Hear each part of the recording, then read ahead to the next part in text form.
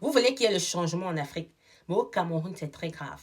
Oui, je préfère parler des mauvais côtés de mon pays pour que les choses avancent. Parce qu'il y a de très belles choses qui se passent au Cameroun. Mais je préfère mettre en avant les choses qui ne sont pas bien pour que mon pays avance de plus en plus, comme le Burkina Faso est en train d'avancer aujourd'hui.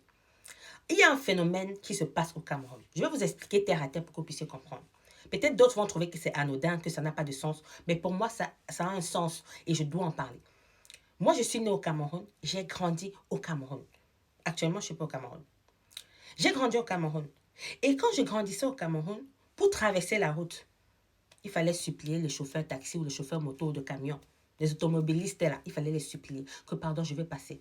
C'est-à-dire que les feux qu'on met là, les feux, c'est comme si c'était un décor au Cameroun.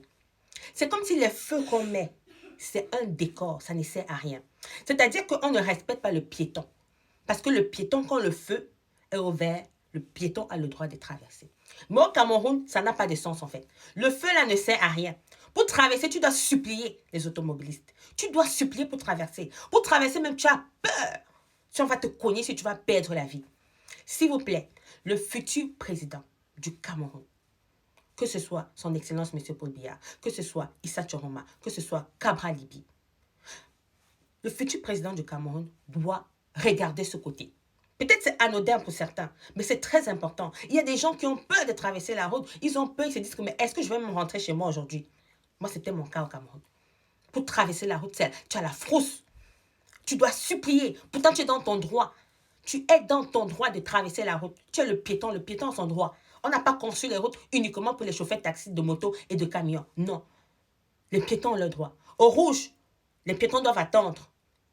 Au vert, les piétons doivent traverser la route. Moi, je pensais que c'était normal au Cameroun. Parce que je suis née là-bas, je me dis que c'est normal. Quand j'arrive donc ici en Beng, j'arrive en Beng. Le feu est au rouge, je vais traverser. Il y a une dame qui me dit que mais tu traverses, tu pars où? Tu penses qu'on est au Cameroun ici? Quand je venais d'arriver, tu penses qu'on est au Cameroun ici? Attends, au rouge, tu laisses les voitures passer. C'est au vert qu'on va traverser. Je dis, ah, ok. Est-ce qu'au Cameroun, je regardais même les histoires qu'on appelle le feu là. Je ne connaissais même pas ça. Mais je marchais tous les jours, je voyais seulement le feu, le feu, le feu.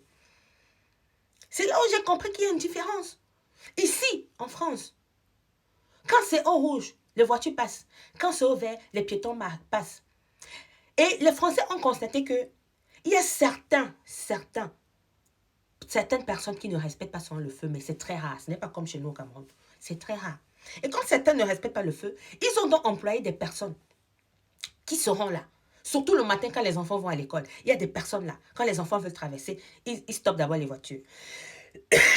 Pardon. Ils stoppent les voitures pour que les voitures puissent passer. Ils stoppent les voitures pour que les enfants puissent passer. C'est ça qu'on appelle le changement de mentalité. Pardon. On veut que le Cameroun change comment? Il faut qu'on lave nos mentalités. Il faut qu'on lave nos mentalités d'abord pour que les choses puissent avancer. Même si aujourd'hui, là, nous les Africains, on a notre propre monnaie. Tout nous appartient. Si les mentalités ne changent pas, on ne va pas avancer.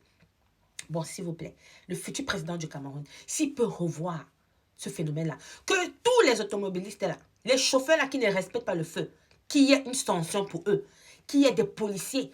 Il n'y a pas seulement des policiers qui sont en route pour prendre les 500 francs des gens qui contrôlent ce phénomène-là pour que les piétons soient à l'aise en traversant la route. Parce que c'est très important. Qui déploie des personnes qui vont contrôler celui qui ne respecte pas le feu, malgré les embouteillages qu'on connaît là-bas chez nous au Cameroun. Celui qui ne respecte pas le feu a une sanction. Je pense qu'avec la sanction là, quelqu'un va se dire que mais je ne veux pas respecter le feu, que je compte sur quoi, je vais aller payer l'argent là-bas. Sauf même la sanction à 20 000, chacun va se dresser. Et c'est comme ça que la France fonctionne. Tu ne payes pas ton ticket de transport, on te sanctionne. Tu ne fais pas si, on te sanctionne. Ils ne sont pas là pour trop bavarder avec vous. Tu ne fais pas si, on te sanctionne très clairement. Je pense qu'on doit appliquer ça chez nous en Afrique. Il faut qu'on soit agressif avec nous. Agressif de quelle manière? En mettant les sanctions. Bon, s'il vous plaît, si le président, le futur président du Cameroun peut vraiment, je ne sais pas, je sais que je ne suis personne, je ne sais même pas qui va voir cette vidéo. Mais si on peut changer ce côté-là, ça va vraiment aider les Camerounais.